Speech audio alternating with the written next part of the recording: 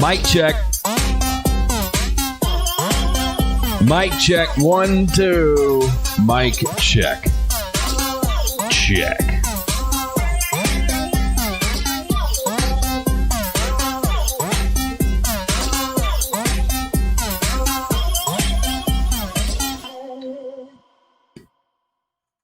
What's up, Colonel Corn?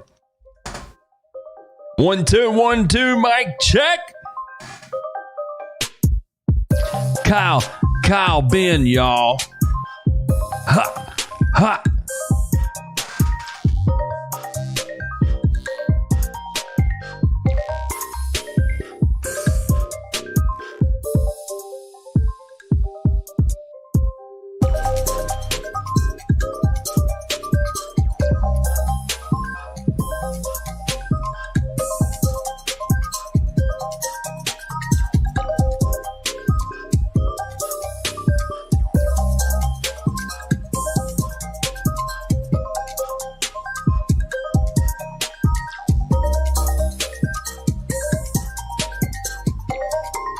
What's happening, Lily? Lashy!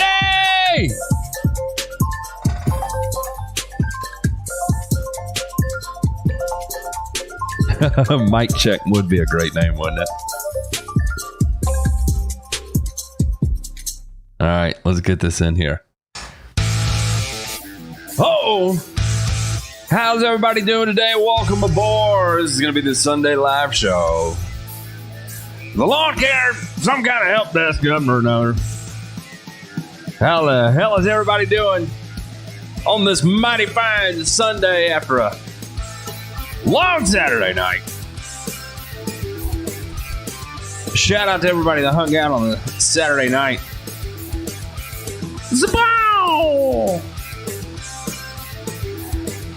Yeah, Cow Ben. We can get into that. Cow Ben, y'all. Check, playing checkers with my lawn. Yeah, so it was a long Saturday, but you know what? We survived and we made it to Sunday, and boy, is it go time! I know there's got to be all kinds of just absolute bananas lawn care going on out there with it being as cold as it is, or not, as a matter of fact. In fact, I'd say on a scale of 1 to lawn care, it's about a 2 right now. Oh. We got lights turning off. Lights are back on. You got to keep it backlit so it doesn't shade it. I know, it does look like the top of my head is more blonde. It's not. It's probably just more skin showing through because my hair is falling out at an alarming rate.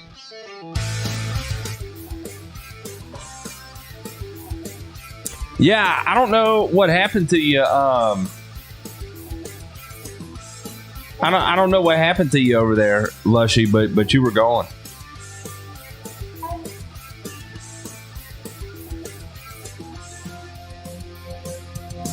So for those of you that are tuning in for the first time, we'll explain a little bit of how this works. So the way I normally structure the show is an open format, meaning you ask questions, I will do my best to provide answers. A little bit about me. My name is Matt, sometimes the Grass Factor Martin. I've had better part of a decade of a career in this industry on the professional side of things. Started in golf and made my way into lawn care. Fell in love with the hustle and I just never did get out of it. From there I went on to found a granular fertilizer company called Carboner. Rest in pieces. Rip in peace. But since then we got a lot of stuff on the horizon that I'm going to be working on. Listen, Timmy, at this point, I've just given up on my hair. I don't care. Just let it all fall out. So the way this normally works is you ask questions, I'll do my best to provide answers. I start at the top of the chat and I work my way down to the bottom of the chat.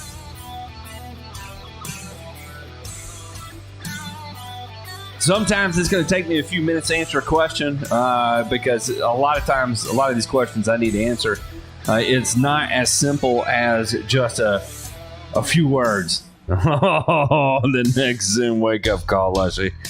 I don't know, man. That's bananas. I can't believe you were asleep for that. I'm gonna change the text of this to White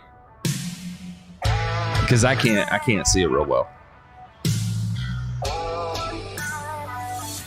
Somebody get Ryan on here, and yeah, you're exactly right, fucking. We'll get him on here playing some music. That's what I'm talking about. Someone tell Ryan Knorr to shoot me a text. Ryan, I got a spot for you right here. And get on here. And we need more. We need more. Ryan Knorr.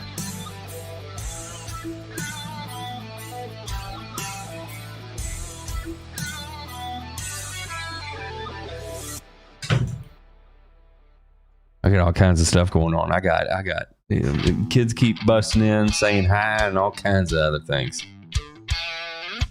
It's bananas. Absolute bananas. So, yeah, like I was saying, kind of the precursor here is that I am fallible. I make mistakes. So, I want to make it very clear that double check, fact check everything you hear, whether it's on my show or any other show. Fact checking should be the highest priority. I do my best to give only accurate information, but you have to understand that sometimes I'll be talking about a cool season grass, but I'll end up giving an answer about a warm season grass. I don't mean to. It just happens. It just happens. What is this? Everywhere I go, I've got these people coming. Kyle, Ben, what are you doing? I'm going to pull your hair out. No, I'm not. I'm not going to do a damn thing to you. Kyle Ben is a large man. He is not one to be reckoned with. All right, let me start to phase this out already. I see we've got some questions coming in. Feel free to go ahead and throw your questions over there now, and I will get to them in the order of which I get to them. Please understand that if I skip your question, I don't mean to do so intentionally, and feel free to ask again. I do my best with this. You can't script it. This ain't scripted. You start and you just kind of dive into it head first. I do want to say this is that Telly was the first to say first, but Aldo was actually number one on the paper and number one in our hearts. Shout out to Mr. Aldo. Jason Traylor's in here. What are you doing, Jason Traylor? I see you down there. I see you. And we got, look at this. Nasty Nate's in here. Coming up this week, since this is going to be a holiday week, and I'm drawing inspiration from my Spotify playlist. It gave me a 2020 year-end review. So I thought this is what I want to do this week, is that I'm going to put together a year-end review video for here on the YouTube, where I'm going to talk about different things that were talked about. I'm gonna go and throw some loving shade at other YouTubers' videos. But I thought that would be a fun thing to kind of go through and put together a list of categories, and then nominate the other people in the lawn care community for the different categories that come up. Now, I will say this: that none of this is going to be serious. It will all be in jest, and for everybody end up picking on doing it, please understand I do it more for the laughs than anything else. It is not going to be it's going to be all joke worthy, right? So and I'll probably have some fun guests on for that too, like Nasty Nate over here. I definitely want to get Matt Shower Sharp. You're in. What are you talking about, Nate? Shower Sharp, you were in. What? I have no idea what you're talking about. Come on, Nate. But I was thinking, I think it'd be fun to have some of my other friends who are also legitimate professionals in the lawn care community to have them on, and we do this. So I thought maybe we get some Paul Outlaw on here, and maybe Nate. Nate, would you like to come on while we have this conversation? Brian, yeah, man, shoot me an email, thegrassfactor@gmail.com. And then, yes, at the end of the year, I will do a huge group live stream. And the way normally I set that up is that I'm just going to have a Zoom room, and I'm going to put it out into the chat, and literally anybody can join the chat as you please. So that should be a good time too. The ones we've done in the past have always been fun. So get your eggnog and your red wine or port or whatever it is you want to enjoy for the end of the year show. And we will have a big giant group chat on that. And that should be a good time. I feel like I always have a good time with it. So hopefully you do too. Now, the first question that I saw in here that actually pertained to lawn care was from Kyle Ben, who's asking about the liquid. So Kyle, I'm going to kind of defer on this question right now because I'm still in the process of I'm building out a lot of content right now to talk about the different types of ways to use those products. So kind of the way that the products are built out right now is to give you the flexibility to achieve whatever it is you're looking to achieve. You can use them to hit your target NPK analyses. You can use them. You have different biostimulants in there.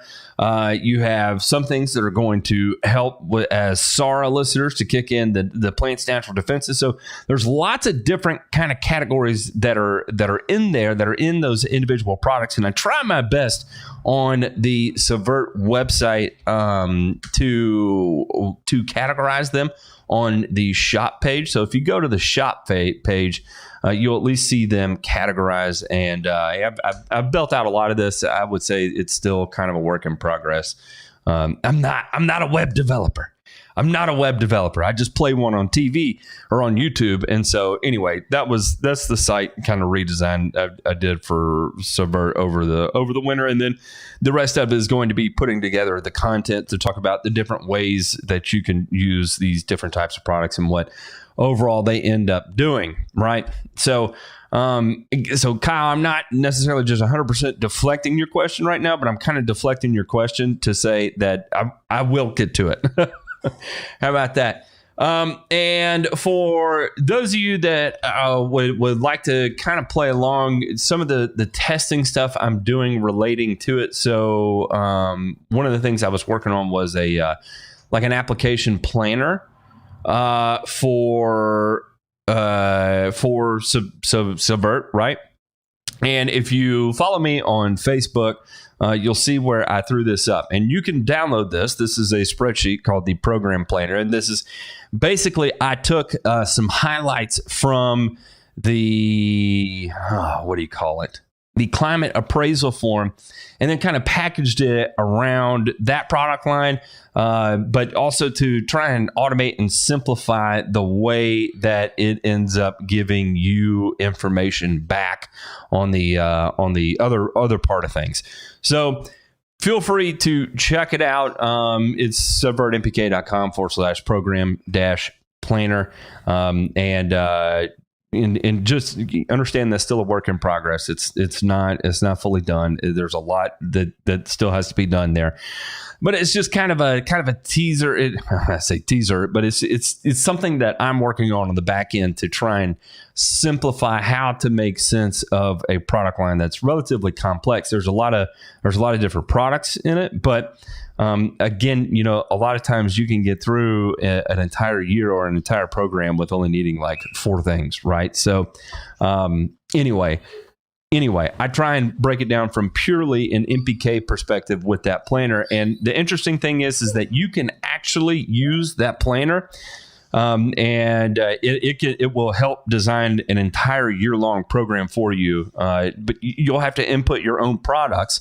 But at least that would work and suffice to be able to give you factual, accurate information on the NPK requirements of your plants in your area, of your turf grasses in your area, right? If you configure it correctly, and there's a direction sheet that'll kind of tell you how to configure that. So I think it's a powerful tool. I highly recommend you check it out and see if indeed it would work for you, because there's a lot of power there that you can end up utilizing. So there. How about that? Kyle? There you go. Money B22 up here in the Pacific Northwest Seattle area with ryegrass. What is the best temperature to use ethifumicate in early spring? Can it be mixed with Tenacity 1 to 2 weeks before seeding? Yes, you can mix it with Tenacity. I don't think that would be any significant issue. As far as what are the best temps to use it?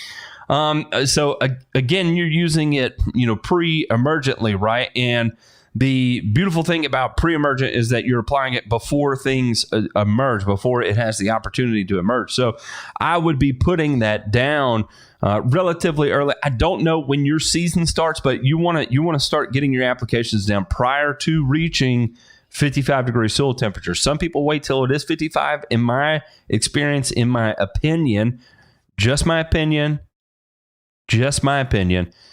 that if you do not, I feel like if it's my soil temperature have an average of 55 degrees, I'm so late on pre-emergent that I'm having a tremendous panic attack. Like if I had back with my lawn care business, that if I did, normally I had 2 pre-emergent applications down prior to being 55 degrees. So I would make my first application January, February timeframe, and then I would make my second application March, April timeframe. And, somewhere in that March into April timeframe is where I start getting up close to that 55 degrees. And then I'm done with it and I don't have to think about it. And I have the highest level of efficacy as possible. In my experience, the later I put down pre-emergent, the less overall efficacy I have. Yeah, I'm not saying that's factual. I'm not going to harp on it and say that it's either my way or the highway. I'm just telling you that in my experience, what is going on? Thank you, Super TA. And what is this? Merry Christmas, you filthy animal. Which, by the way, my son got to watch Home Alone the other day for the first time, and he really enjoyed it. And it's such a clutch scene, even though it is repeated in there several times. So, Money B, I would be applying it early, right? Now, the problem is that I assume you're going to be using it for post-emergent control, right? Or are you using it as a pre and post-emergent control? And it's it may not necessarily change things, but it will, I'll put it this way, it will change the way, the timing that you begin to see results from it. Oh, look at Connor here. Connor is already starting fights. My way or the highway. Here he is. Boy, oh boy, oh boy. Connor, listen here. You've put me in a headlock. You have attacked me. You have physically accosted me over the years. How many times now? 3? I think 3 times you have physically accosted me. I'm going to tell you right now. You know what? I'm going to stand up for myself. It's my way or the highway. Connor Ward. Merry Christmas, Connor. Thank you for your beautiful family Christmas card you sent me. It was it was beautiful. It was absolutely gorgeous, and your family is stunningly beautiful, and I love seeing how happy y'all are together. And it is to capture all those in pictures. Connor, I've spent enough time around you that I know that's actually how your family functions. And and it's not to say that everything's perfect with every family. I know that's not true, but I know you as a person, and I know how well that represents you, and I know how much you enjoy being a dad and a husband and a great guy. So thank you for that card. It always makes me feel good to see that card. Jason Traylor, Merry Christmas to you. Lushy Longs, Merry Christmas to you. Thank y'all. It's getting hot in here. A little toasty. Yeah. So we're gonna the kids are gonna have a good time. Tomorrow we're gonna go today to try and watch Jupiter and Saturn line up, because for anybody that knows, my son is like hardcore into space. I am too, for that matter, but he is also. And we're going to go do that. So we're going to have to drive quite a ways, because the cloud cover was so bad today. We would have had to driven, like 4 or 5 hours to be able to see it. So we're going to hold that off until tomorrow, and that way we're a little bit better scheduled. I was supposed to be in on the road tomorrow, but it turns out I do not have to be. So I think I'm going to be home this week, and that's why I want to get some of these videos out as well. I'm not answering any questions right now. I'm just kind of talking. I'm sorry. I'm going to get back to it. I promise. I'm going to get there. Did I finish that? I think I finished that. In New Jersey, can I apply Tenacity with Speed Zone in the spring as my pre-emergent? Yes, you can. I guess you're applying Tenacity with Speed Zone. You have to understand that. Oh, hang on. Let me hit this button real quick, and it'll come. The video will come right back. Yes, you can combine those. I would not assume you're probably going to be doing you're using Tenacity there as a pre-emergent for new seed. Just understand it's not going to be perfect. Your level of crabgrass control out of Tenacity as a pre-emergent is not going to be like 100%, right? You're not going to get 100% control with it. You're not going to get 90% control with it. You're probably going to be somewhere between 60 and 80% control. And that's going to be with repeat applications. So just mentally prepare and understand that it's not going to be perfect. And don't freak out if it's not perfect. If you're doing a spring seeding, just understand you're going to be a little bit weedier that first year. And then the next year is when you can really start to make good progress, when you can use a quote unquote real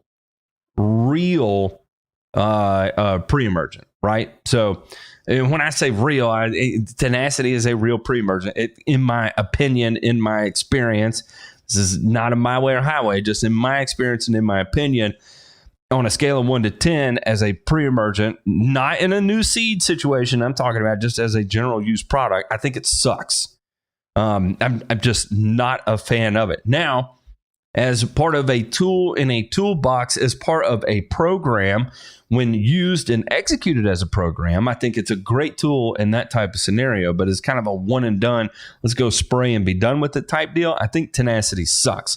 And I see so many people use Tenacity in the quote unquote improper way, and it ends up causing problems in the long runs. And it can happen in lots of ways that I'm not necessarily going to get into now. I did a whole scam video. Scam alert. Did a whole scam. I see you, Aldo. I see you. A whole scam video on Tenacity. And so you can look into that and see why it might cause some problems if you need more information on that. But yes, in a very technical sense, Tenacity and Speed Zone, can you do that? Yes, you can. Where's Ryan Knorr? I'm totally open to him coming on and getting this done, and I don't see him in here yet, and it's driving me crazy. It is driving me crazy. When do you expect the legal issues to be cleaned up with Carbon Earth? Will you ever be able to talk about it? Yeah, eventually I will. Realistically, probably 2 years is my guess. Again, there's lots of things that are going on that are very fluid right now. All I can say is that it is not the end of the fertilizer that I designed and John Borden built. And come hell or high water, John Borden is my business partner in Carbon Earth, and in no other easier ways to put it. In my world, John made the sun come up and the sun set in terms of a business relationship, and that is still the direction we are going. Nothing has changed. We have some important dates. We initiated a trial that took place, and we will be getting the data from it after the first of the year. And so at some point after the first of the year, I'm going to be able to talk a whole lot more about what is coming up.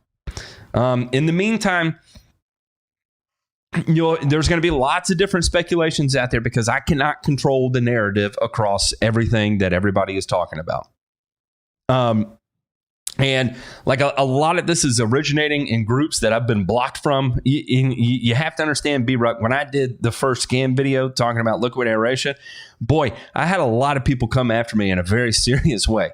And I got blocked from a lot of ways. So normally the way that I would be able to share information and maybe even some inside baseball stuff without me having to say it, because if I say it, if I act on behalf of Carbon Earth, that opens me up for legal issues right now. And that's what I'm trying to make sure is that I'm not the one who's being personally sued over the gigantic mess up that is the way that whole thing got handled. Anyway, there's lots of things that are being floated around in different Facebook groups and stuff like that, even in the pro side, that I have no control over what's being said. And it's just word vomit. So chances are what you're hearing, 90% of it is inaccurate. And I just can't get a whole lot of that straightened out. I can't, and I won't. But I will give an official statement coming up soon enough. But basically, Eric, we went to work one day in September, and everything was gone that is required for us to function as a business, or at least the pivotal backbone of it. And it was a total shock to us and everybody else involved. And it was not a good thing. But in that part, things will and get back to normal. They're getting back to normal, and that's all super positive stuff. The outlook on the way things are right now are I'm so much more optimistic, and I feel so much better right now than I did this time a month ago. I thought I was going to. I had no idea what was going to happen a month ago. I mean, it was pandemonium. And 2 months ago, it was even worse. It was just so bad. And 3 months ago, it was the worst of the worst, right? So it's progressively getting better as the plan, narrows down on the path, right? The path is getting more and more narrow and more concentrated, and there's less mystery where you're putting each step. So it's getting better.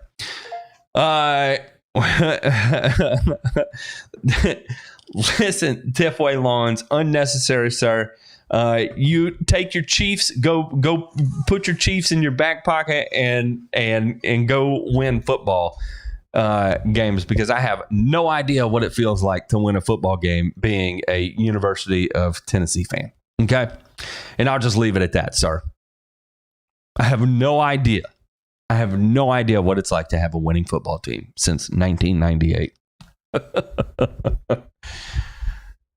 Which I was born in 86. So, it's, I'm getting there. So yeah. So on the granular, there's going to be lots of news about that. We had a very, at least the feedback we're getting right now on the granular trial that we did is all positive. Nothing there that I need to be concerned about. In the meantime, I'm helping the folks over at Subvert, and probably sometime in the spring, I will be doing some full-time work with them, selling it. And I've designed the majority of the product line they have here, so that a lot of this is my work, and a lot of the manufacturing processes we have in place here. It was, again, John Borden, another, helped me a lot with that. And one of our other friends, an engineer, is also helping on that as well. And then we have some old in agricultural industry guy who helps in that same vein as well. So kind of a cool little thing we got going on there. Oh, by the way, I've got to put CNOS back in stock because we reacted a bunch of it. Easy enough. Brian DeMay, Lushy, quit it. Quit it, Lushy. Stop. No, Brian, I should send Bo Knows Turf a Christmas card. And for everybody that's listening in the chat right now, I don't know if you remember the story or not. Tiff White, seriously, man, come on, dude. Come on. Thank you, sir. Unnecessary. Listen, I don't know how long everybody's been in here, but therefore when I was doing the radio show on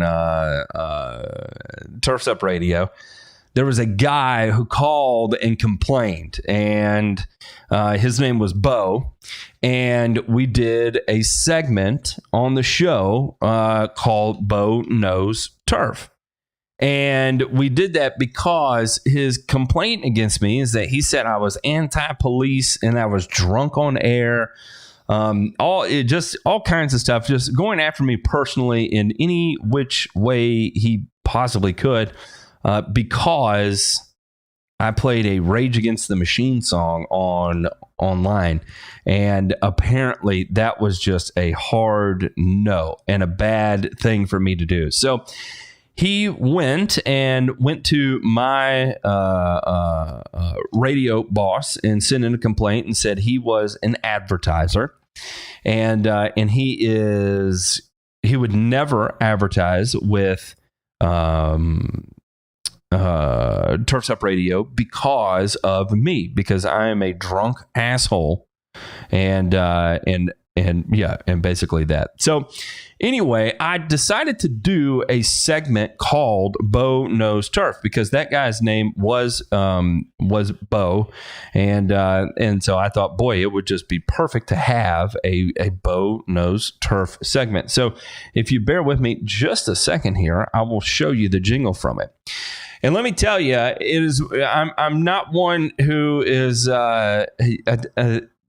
me and the word spiteful are pretty synonymous. You know, I've got a nasty streak of being very petty, and it does not bother me to be petty. Aaron, thank you, sir. Aaron, what is going on in the chat? I had to stop looking. Thanks for all your help, Aaron. Thank you. And quit it, Lushy. Lushy may have had a few 5 o'clock beers on there on the show, but this is the segment.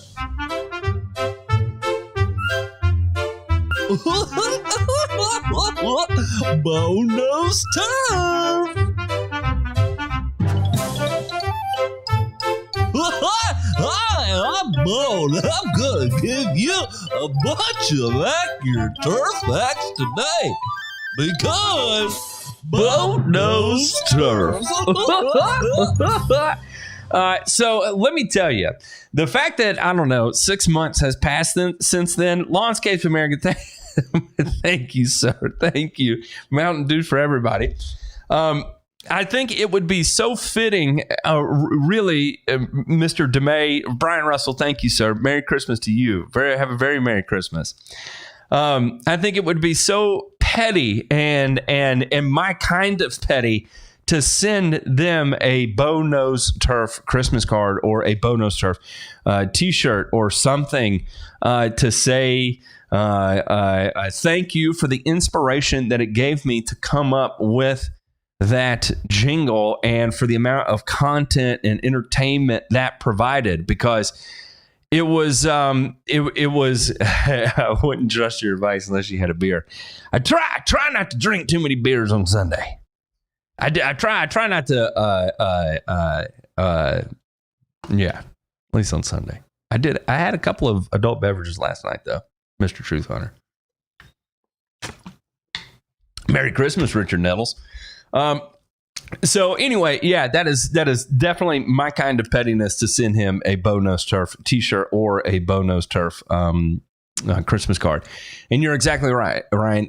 Bo don't know turf. That is the fun fact of the whole thing, is that Bo don't know turf, and that was one hell of a mistake he made. And boy, let me tell you, for those of you that don't know, I actually spoke to him on the phone about that. Lushy! Wait, that's definitely Lord. You tricked me on that one. I saw Lushy in there, the Lushy recovery, and I thought it was Lushy. I actually called the guy, and we had a conversation, and it was not good. I was not in the right state of mind to be having a conversation with anybody, and it was terrible, and I felt awful about the way I talked to that way I talked to Bo. But we settled our differences, and I think everything's okay there. All right, we'll try and get back to some of this. I'm gonna try. Hi, my name is Web Education because I'm addicted to lawn care. Who's your dealer? Guy goes by the name of TJ. That's all I can tell you. That's funny. Matt, to the best of my understanding, research on phosphites has shown them to be effective in combating pythium, summer stress decline, and some other fungal diseases more commonly found, at least in my area, on bentgrass greens than in residential lawns. Is there any evidence that phosphites would be effective against things like brown patch, summer patch, dollar spot, etc.? No. Phosphites are not going to be effective on brown patch or probably summer patch or dollar spot. But in terms of again, it's a SAR elicitor, so physiological responses to stress. Phosphites can help in that regard. And then the other thing, too, is, Timmy, you have bluegrass, but a lot of people have like fescue or even ryegrass, right? And fescue and ryegrass can be extremely susceptible to pythium depending on the time of year. And it's kind of weird because you get pythium root rot and like ryegrass, which is the cold weather pythium. And that one always screws me because I 90% of the time I always diagnose it as dollar spot. And then it was Ben Sims in Australia. One time he had sent a picture asking what I thought about it, and I was convinced. I was fully convinced it was dollar spot, and he wasn't. He said there was just something about it, and I can't remember what it was, but he had a reason why he did not think it was dollar spot, or he thought it was something else, or he wasn't confident in what it was. So he actually had it tested, and it came back as pythium, and I was beating my head against the wall. I was like, you got to be kidding me. He's like, yeah, definitely. It is pythium root rot. So I thought that was kind of an interesting thing there. But it's only certain turf types. With you having bluegrass, it's probably not something I'm going to be reaching for either myself. Timmy Bluegrass. Lushy! Steel green, deep sea recovery. That's not me. That's Tifway. You give him the 1608. He's the one who ran it into the lake. Well, he slid into the lake. And listen, right here, Tifway, and this, I'm pointing my finger at you, sir. You know better than to put the damn heavy-ass 2,000-pound machine on the side of a hill with the opportunity to roll into that. You should have got a permagreen. And that's all I'm going to say about that, because you could have stopped it. It's light enough you could have gotten off the machine and stopped it from sliding. Sorry. I didn't mean to yell at you. I was yelling at you out of fun. It was all fun, Tifway. I'm telling you, you should have got a permagreen and that wouldn't happen. I'm just going to throw that out there. How about that? Don't forget to go see Real O Dad at the local Shell station for all your suburb purchases. He's at pump number 6. He's actually hosting a really good sale right now, and it is Baby It's Cold Outside. If you go to realodad.com, you can check it out. Baby, it's cold outside. That's not how that song goes. But it is. I actually love that song. And I love how controversial that song is, too. It's just, man, that is peak 2020 right now, is getting upset about a song like that. Is this like the PG version of Saturday Night Zoom? Censors edit out all the good stuff like watching an R-rated movie on TV. Yes, this is. The Zoom last night was not TV made for TV movie friendly by any stretch of the imagination. Ben Grissom said, any thoughts on Katana? Is it worth the money? Currently in North Georgia with hybrid Bermuda with dandelion, cudweed, and hairy bittercress problems. Katana is a great product and it is worth the money, but it would not be worth the money to use it to control dandelions, cudweeds, and hairy bittercress problems. I would be using a 3-way ester-based herbicide. Tifway, I see you up here. Don't say I'm right just to say I'm right. You're supposed to fight with me over it. Come on. But seriously, I feel your pain. And have you gotten it running yet? Were you able to get all your fluids swapped and fired up and see if it was see if it's going? Let's see here. Where am I? Is this like the beaches area? Oh yeah, there we go.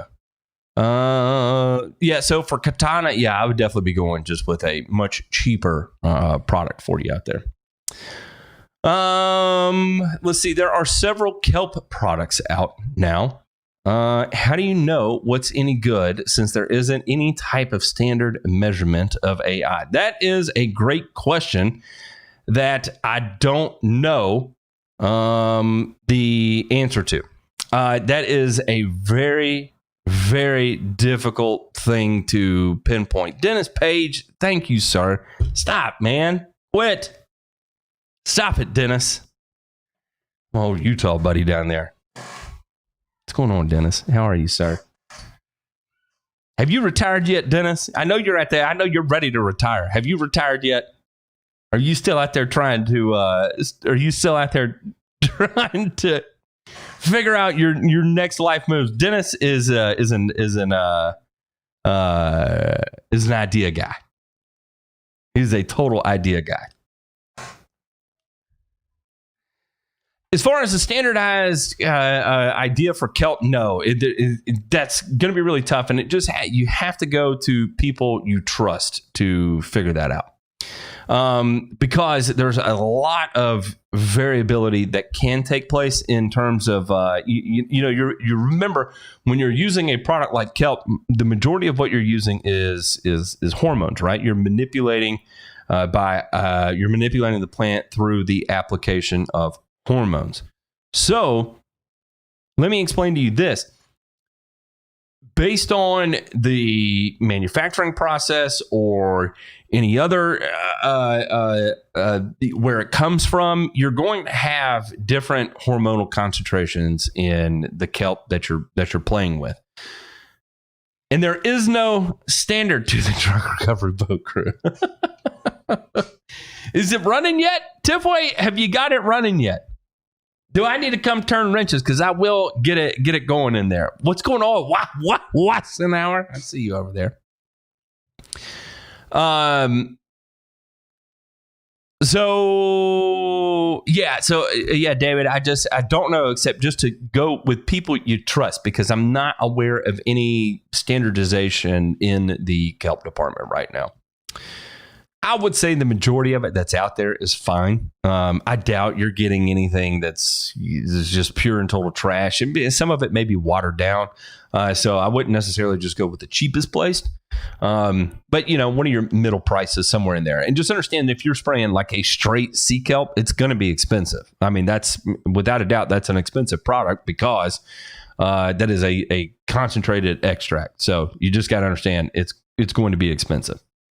What's up, Gray Fox? Thank you, sir. So let me see here. Pre-emergent, you need to put it on before, not after. That's right, John Falcon. I thought I was coming to a house music party featuring CW. We should have a Kevin McCarthy thing.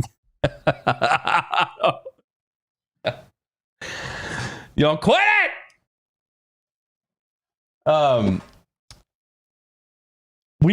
Connor, you should come on and we should have a dance party on live. I think that would be a good time. I think that would be a real good time. Connor, my wife loves to dance, so you would at least have somebody dancing with you. All right, let's see here.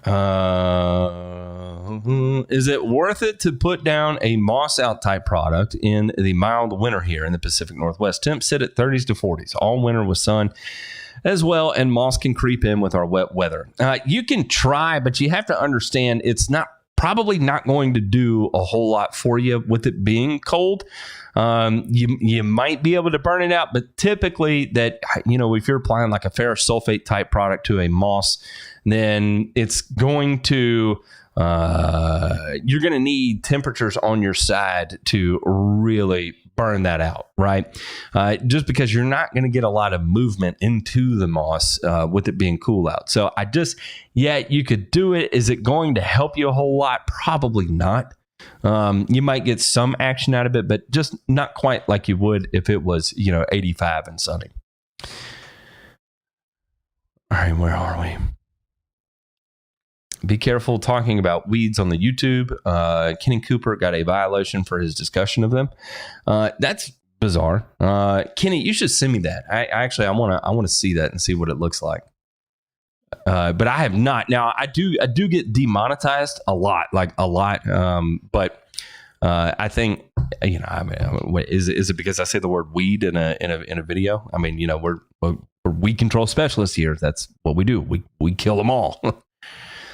Should I be, or is it because I use the word killing? I felt that might be it. I've noticed when I do some marketing stuff in the background for different things, I'll notice I'll get tripped up as a healthcare supplement all the time. And I'll have a product, for instance, with Google Shopping, the Merchant Center and all that, when we were setting that up, it kept telling me that I was a vitamin supplement.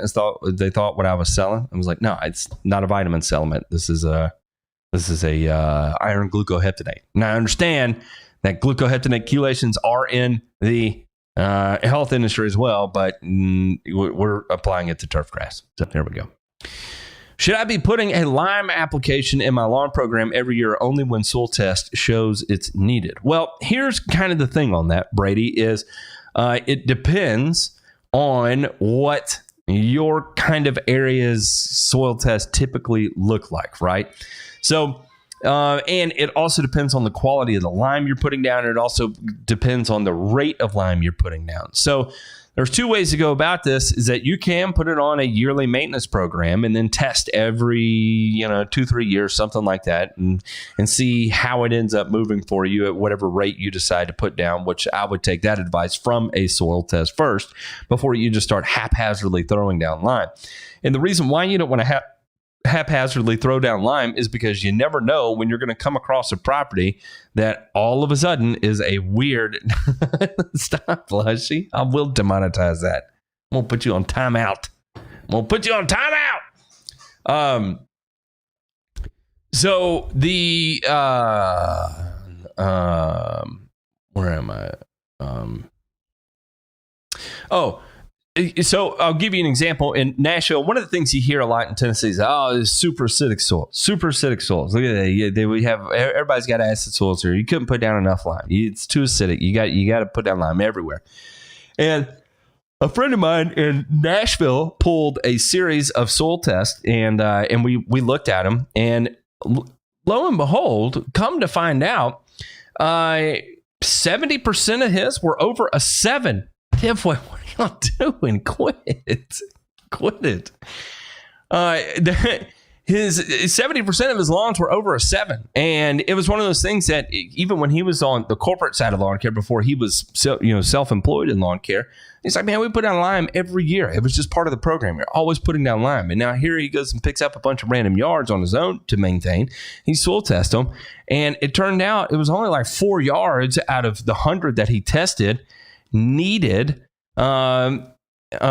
absolutely needed lime on 4 yards out of 100.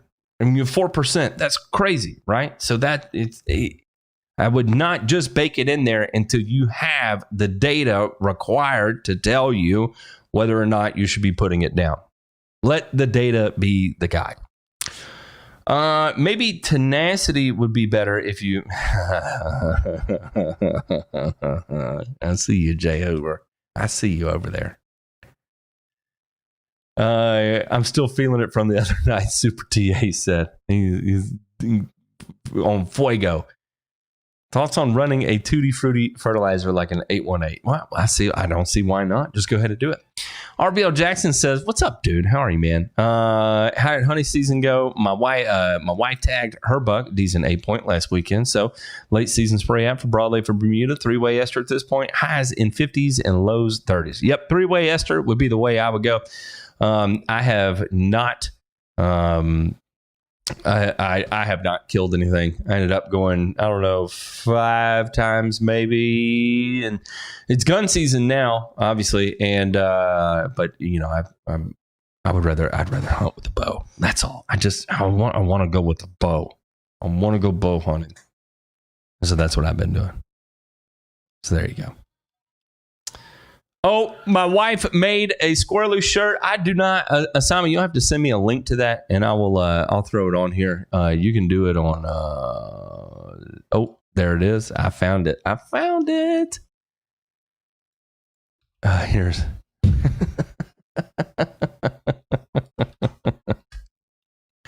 There it is. The squirrely shirt. That is funny.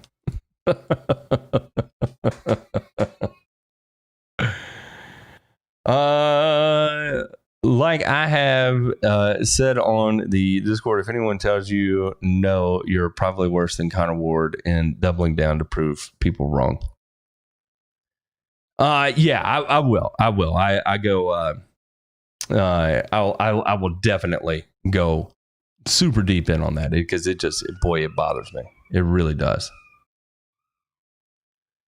Where am I? Is it possible to use MSMA legally for spot treatment outside of a golf course? Yeah, right-of-ways. Oh, look, Tiffway responded right there. Right-of-ways you can, but really there's just not a whole lot that you can use it for in lawn care anymore. Look at that camera. Busted again. Any advice for hiring my first brake tech? I have gotten some terrible resumes. Unfortunately, no. There's a couple ways to go about this. You can go, to and watch people spray. And you got to be careful how I phrase this, right? But if you're at a gas station, you may see someone for another company, and you go out and you watch them. And it looks like they know what they're doing, and they got their good habits or whatever that can be passed along. Then by all means, you can do that, right?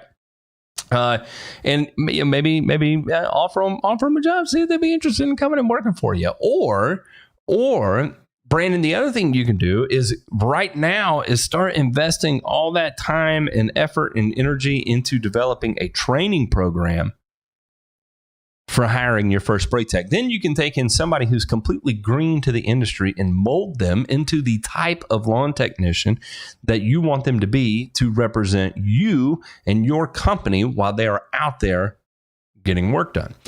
And that obviously takes a lot more time and a lot more effort. It's not an easy thing to do, but the potential for you to have an excellent employee then, even though you hire them as a C employee or a D employee, it's easier to move them to a B employee or maybe even an A employee. So there we go. Let's see, where am I?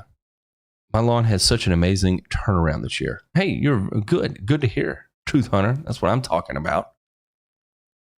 I keep getting a big patch of Poa annua here in New Jersey. I already used Roundup last summer. It was the best way to get rid of it. Well, if it keeps coming back, chances are it's not Poa annua, especially if you killed it with, it still could be. If you have a seed bank there and you're not using a pre-emergent to help fight that. Thank you, Paul Smith. And basically what I'm getting at, Dave Schmidt, is that if you're using glyphosate and it continues to come back, to me, that sounds more like Poa trivialis. Poa trivialis is less responsive to glyphosate, meaning you can burn it down, but the probability of being able to control that material, that Poa trivialis, is going to be much lower. You're only going to see about a 60% efficacy with glyphosate in Poa trivialis. So I feel like you may be dealing with that instead of Poa annua. But if indeed it is Poa annua, then a pre-emergent late summer may help. If you're not going to be seeding, remember that would interrupt all your seeding plans if you do that. The other thing too is that you can spray it with what do you call it? Ethofumicate as well. You can definitely do that. Hang on 1 second here. All right. Am using Bloom City Clean Kelp, and I like it a lot. Apply it right after I mow to help reduce stress. 1 to 1.5 ounces per 1,000. Yeah, I have no idea what product that is, but I'm sure it's good stuff. What exactly is the right of way? Is that like the customer lives next door to a highway? No, that's literally like the side of a highway. My lawn had its greatest recovery after you put down gypsum. Very good. Interesting. I think you're carrying 2 concealed guns in that shirt, pal. You're funny, John. You got all kinds of stuff. Matt, can you speak on the phytotoxicity of DMI and fungicides? I was reading a publication from the University of Kentucky that advised applying them at rates to prevent summer patch no later than early June to minimize risk. Is that true for all grasses? Did you avoid DMIs during summer in your spring days? So if it was hot outside, I would avoid DMIs, right? So I would try and make all those applications prior to extreme heat setting in. And let me tell you what I mean by that is I'll give you an example that it was September one year and there was rust really bad in this yard I pulled up on. And I sprayed and it was, I don't know, it was probably like 90, I don't know, it was hot. It was real hot outside. Like the actual temperature was just blazing hot. And I knew I was going to be aerating and overseeding it soon, so I wasn't thinking just a whole lot, real worried about it. I was like, I'm just going to go ahead and get this sprayed and be done with it. And it was also getting down closer to the bottom of the tank too, and I didn't want to leave like 2 gallons left over in it. And I was like, well, I'll just go ahead and soak this yard down, and then I'll be done with it. And sure enough, I damn near killed it all dead, the entire yard. So yes, DMIs have some phytotoxicity. Some what is the other word I'm looking for is growth regulatory properties too. They will suspend the growth of plants a little bit, like a growth regulator would. But yeah, it just happens. So no, I didn't necessarily shy away from DMIs. I was just more careful about how I use them and the temperature restrictions around using them. Would I use them after early June? Yeah. I used them basically throughout the entirety of the growing season, but I would never go a full rate of a DMI in the peak heat. I would always bring together multiple different types of fungicides, and then make my applications that way. So, that way I don't have to rely on a full, max rate of something like a propiconazole. I can put some of the pressure on like a strobilurin, like whatever. What is it called? Azoxystrobin. I can put some of the pressure on azoxystrobin and bring those rates down to where it's much less risky to be applying it when it is 90 degrees outside. The magical flight of the arrow. You got to shoot big boy arrows too. High POC arrows. Like really, when I see guys out there with the string trimmer with no safety glasses, then to be honest, that I'm not too far away from that. Don't forget peak heat. Do not mix DMIs and PGRs. That's a great one, Ryan, because boy, let me tell you, that can seriously cause some problems. Google says Qualipro MSM 25 OD liquid herbicide and Amtide MSM 60 DF is a good alternative to MSMA. Not even close. That is not even close. Metsulfuron methyl and monosodium methanarsenate are not even remotely close in terms of what they control or what they do. So it's you can't really even compare those two. Depending on the types of things you're going after and the grass types, you're going to be grassy weeds in a warm season turf. So, this is where you can go after things like Celsius would be a good one. Celsius combined with Revolver would be a good one. Tribute Total would be a good one. You could also use something like, let's see here. Manuscript is the new one. Manuscript was a good product. So, yeah, all of those would be better options than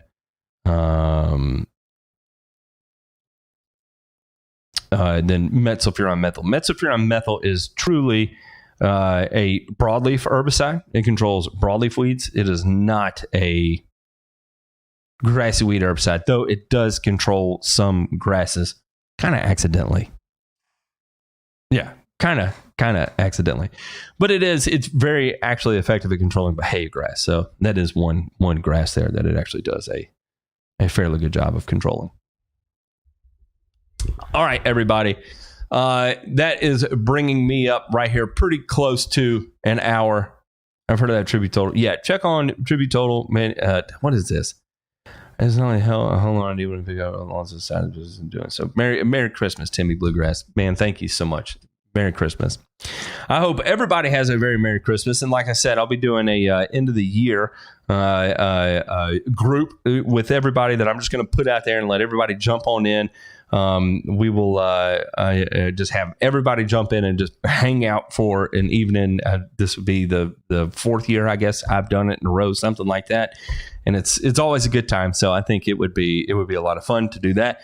Also, I'm gonna do a fun little video where I kind of do an end of the year 2020 in review, looking at some of the other lawn care YouTuber videos as well too. I think that's always fun. It's fun, and I'll do it very lightheartedly, not in jest and nothing serious. It'll be just a good time to go through and look at those as well.